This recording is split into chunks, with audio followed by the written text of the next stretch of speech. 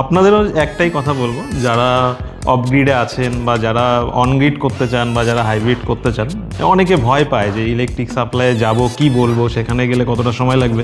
আর সত্যি আমরা সবাই কাজের মধ্যে অনেক ব্যস্ত থাকি, তো সেই কাজের ফাঁকে সময় বের করা সবারই কষ্টকর ব্যাপার। কাকুর নিজের একটা বিজনেস আছে, তো সেই জায়গা দাঁড়িয়ে আপনাদের সবার জন্য একটাই মেসেজ দেবো যে যারা অন গ্রিড বা হাইব্রিড করতে চান, যারা নেট মিটারিং করতে চান, তাদের সমস্ত রকম দায়িত্ব কিন্তু আমরা নিয়ে করে দিই। তো আপনাদের ছুটতে হবে না, ছুটবো আমরা, বা আমরা ঘর থেকে সেই কাজটা যতটা সম্ভব করে দেবো।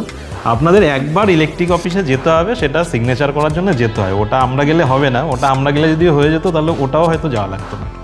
তো এইটুকুই বলার। আর এরপর কাকুর কাছে শুনবো যে কাকু অন গ্রিডে কী সুবিধা বা কী অসুবিধা আছে যেটার জন্য আপনি অন গ্রিড করতে চাচ্ছেন। মানে আমরা তো অনেক ভিডিওতে বলেছি অন গ্রিডে কী আছে, তো আপনি যখন একটা সিদ্ধান্ত নিয়েছেন, আপনি কী বুঝে সিদ্ধান্তটা নিলেন সেটা যদি একটু বলেন। যাই হোক, আমি সাপ্লাইতে গিয়েছিলাম।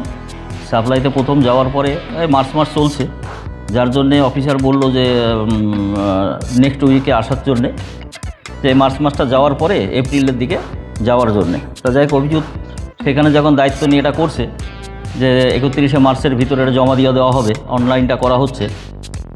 তা সেখানে আমি শুনেছি, অফিসারের কাছে আলোচনা করে শুনেছি যে অনগ্রিডের যে মাহাত্ম্য সেটা হচ্ছে যে সারা, আমি আর একটু সহজ করে দিই, মানে একটা যে সেট বসানো হচ্ছে তাতে যে পাওয়ার উৎপাদন করবে, দেখা গেলো একটা 5 কিলোওয়াটের সেট বসানো হলো, তাতে দেখা গেলো 25 থেকে 30 ইউনিট পাওয়ার উৎপাদন করছে।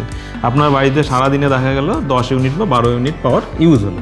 এক্সেস যে 13 ইউনিট বা 14 ইউনিট পাওয়ারটা রইলো, সেটা ইলেকট্রিক সাপ্লাই গ্রিডে ট্রান্সফার হয়ে যাবে।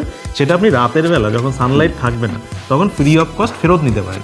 এবার দেখা যাচ্ছে আপনি জমা করেছেন 14 ইউনিট, আপনার প্রয়োজন হচ্ছে 16 ইউনিট, তাহলে এই যে 2 ইউনিট অতিরিক্ত নিচ্ছেন, এটা কিন্তু পুরো 3 মাস ধরে হিসাব চলবে। তাতে দেখা যাচ্ছে কখনো আপনার 2 ইউনিট বেশি জমা পড়ছে, কখনো 2 ইউনিট বেশি ফেরত পড়ছে।